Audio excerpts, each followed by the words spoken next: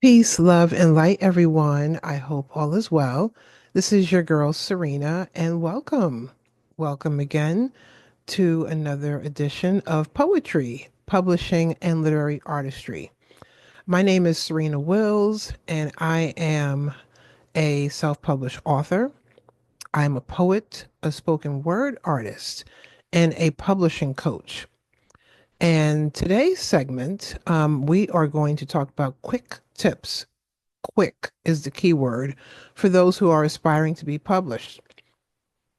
So for those who may be new to me, in past seasons, I have gone through and in depth gone through different tips. So some of the tips you see, if you go back and look at other segments, you can learn more about them. Or you can go to my website, serenawills.com, and check out my self-publishing classes I teach, where I really we have a good time going depth and just answer people's questions. But when people are asking me, how do I get my book written? What are the first steps? And it's so funny where some of the first questions that are asked is about the editing process. And I'm like, well, you can't edit anything if you haven't written the book. So, um, so let's back up a few steps, right? So this is some of the steps. So find ways to hold yourself accountable. Some people are like, really? And yeah, when I teach my class, Self-Publishing 101, the foundation, I kick off with talking about accountability, the A word. It's great to say you want to write the book, you want to do this, you want to be published, but how are you going to hold yourself to doing it? How are you going to hold yourself to saying, okay, I want to write I want to write a children's book. I'm just saying, for example, I am a poet, right? And I also have fiction books that haven't come out yet. And I have children's books that I've written that have not come out yet. So it could be a children's book. So the first thing is you might want to brainstorm and say, okay, who are going to be the characters? What is my book going to be about? What are people going to get from this story? So you have all the ideas, but now where do you start? So you may want to write it on a calendar, put in your phone, say, okay, this weekend I'm going to get started and I'm going to just sit down and figure out what I want to write. Let me figure out the brainstorming process. Let me figure out who are the characters that are starting to talk to me. For those who have written books and even poems with characters, you know what I mean when you say they talk to you. Okay, so who's going to be the main character, and what is the story going to be really about, and at the end, what are people going to walk away with? So we want to write the book, period. Okay, we need to write the book. Okay, you could write various sections. So if you are writing a book that's fiction, nonfiction, a memoir, poetry, there's going to be more sections in there. A children's book, yes, you can have a dedication in there, and typically it goes right into the book. Now, when I say children's book, I'm talking younger, like the younger, early childhood. The older they get, as you get into the third grade, fifth grade, middle school, now they're more advanced, right? You're going to have chapters. Okay. So now is where you could put an introduction and acknowledgement section if you want to, and all of that. So you want to find your pace at writing and stick with the pace. And the pace may change, right? A little bit. But for example, I tell people that writing is not a sprint. Writing your book is a marathon. And the goal is to find your own pace. You don't want to go too fast and then you get wiped out. Okay, you may burn out. You want to find your pace. Life happens. We talk about that in my class as well, where you might find a great pace and you're going and you're writing and you're creating and the juices are flowing and something happens in life. Could be something with your job, family, just anything, where you live, and you have to take a little bit of a break or say, okay, I have to slow down the writing process. The overall goal is to write the book. Some authors will tell you it has taken them years to write their book. Some can write a book in 30 days. Okay, some can write their book in 6 months. You want to read through your own book after it's complete.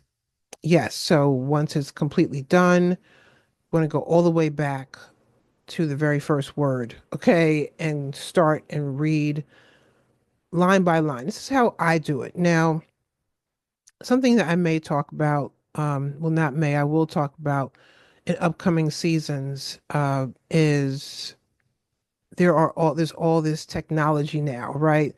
Where, oh, let AI read my book or let chat, GPT and that's great.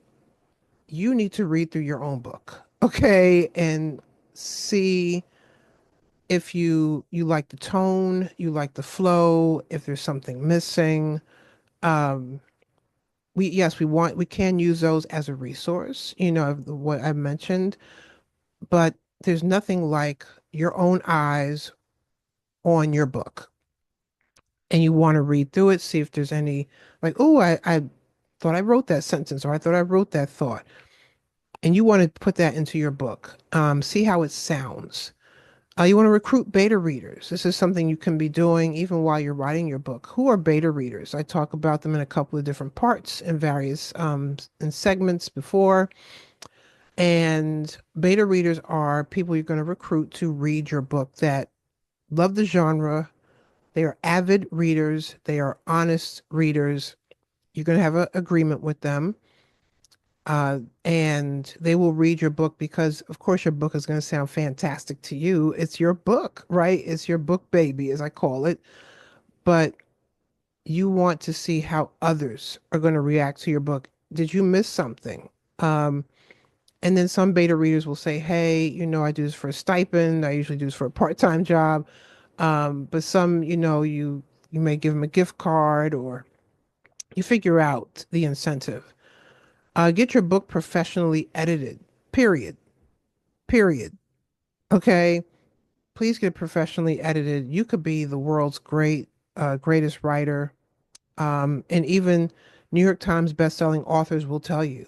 Next to me is my editor. Okay. And you want an editor who is honest. You want an editor who will be able to capture your voice. We talk about editing in various seasons, various segments in seasons 1 through 3.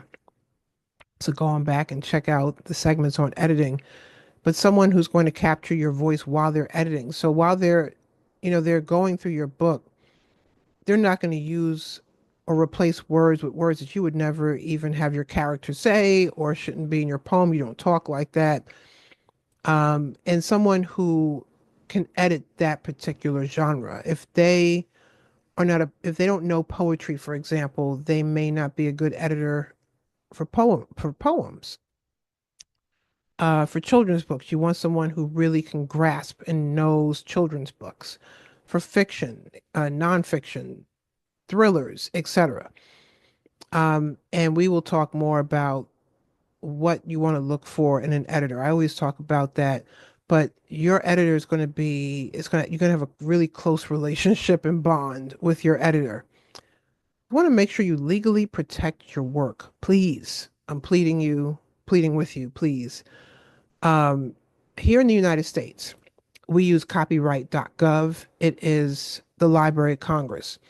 If you go to loc.gov, that is the Library of Congress, they will direct you to copyright.gov. They have branched off and there's a whole site for copywriting. If you live overseas or you live in a different, I know with Canada, it's not copyright.gov. It's another entity. So you want to find out who are the legal entities where you are at and where you live and how to legally protect your work. When you do this, here in the United States, we get a copyright certification, we get a number, it goes in the book. and is legally protected for a very long time. I think about 75 plus years. Okay. Um, and that way, no one can go into your book, copy pages, or you could, or take out the work from your book and make it their own. They cannot do that because it is copywritten. Do your research. Find a platform and a publisher and a distributor. So while you're writing the book, these are some other things. Like I said, you could be thinking about the beta readers, looking up editors. The copyright comes later. But what do what do you want to use to print your books, to put it out there in the atmosphere? Is it going to be, a Barnes Noble Press, Kindle Direct Publishing, Draft to Digital? Is it going to be a local, independent, publisher? You want to find a place that really resonates with you. And do you want to market in this country or outside of this country? So you want to look at their reach in ways where they could do ebooks possibly, and even maybe help you with audiobooks. Brainstorm ways to pay and fund your self-publishing project. Oh yeah. I did a whole segment on this. I may have to come back and do another segment. Start this in the beginning. Don't get to the end of the book and say, okay, well, I wrote the book. Now, how am I going to pay for this? Some people could pay out of pocket. You work with the editor, or you work with what I call a one-stop shop, where they have the editor, the graphic designer, they have them all there. It's still going to cost. Um, See how much it will. The longer the book, the more it can cost. And see about, all right, well, I can pay for some of it, but maybe I can do crowdfunding. What is crowdfunding? You have to go back and look at that segment, but that's when people are basically investing in your project, in your book, and you give them rewards. You may say, hey, at the if you give $100 or more, you get a free autograph book when it comes out, 200 or more, or 50 or more, etc. Um, but you have to be consistent with that. Or you're gonna have a fundraising party, right? Hey, admission at the door, and you come in. We're gonna have an open mic, and you get to hear snippets from my poetry book. All right. So how are you gonna pay for the book? How are you gonna pay for it to become published? And then brainstorm ways to market the book. That could be a whole course in itself, is marketing. But do you like social media? Do you not? Do you need someone to help you? Do you have a website?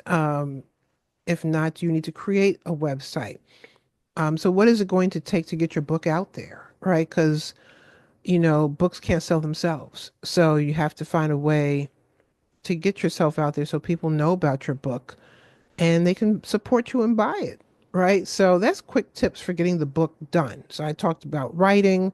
We talked about thinking about different areas, the beta readers, how to legally protect your work, platforms.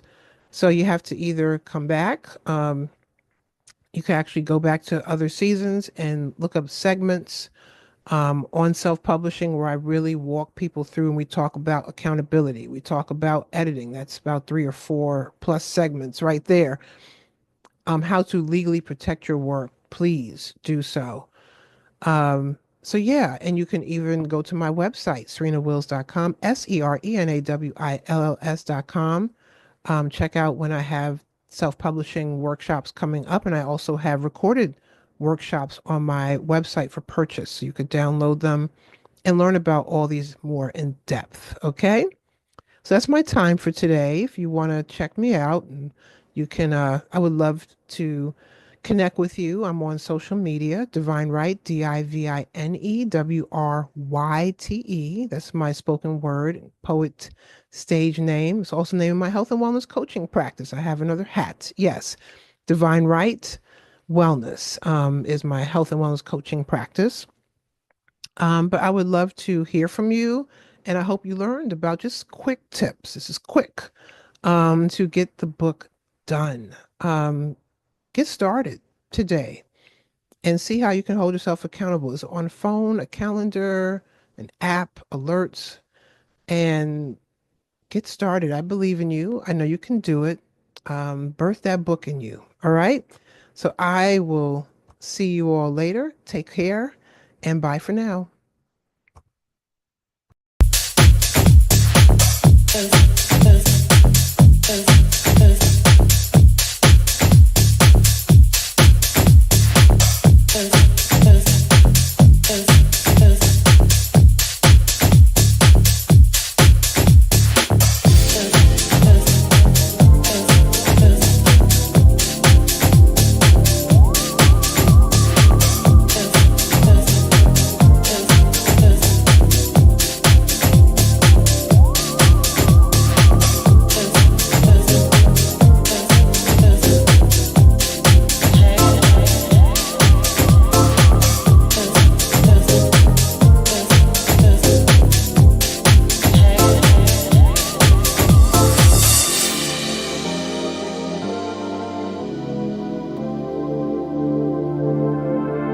Come